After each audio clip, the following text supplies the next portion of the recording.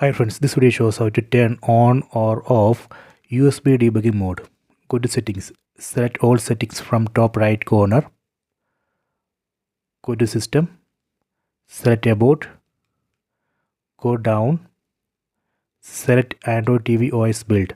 Here we need to press OK button or select button on the remote 7 times. 1, 2, 3, 4, 5, 6, 7. See the message, you are now a developer. Go back. Under system, we can find new option called developer options. Select it. These are the list of developer options. From this list, we need to find USB debugging. See, select it. So let me enable this USB debugging. Press OK button on the remote. Select OK. See, this way we can enable USB debugging mode.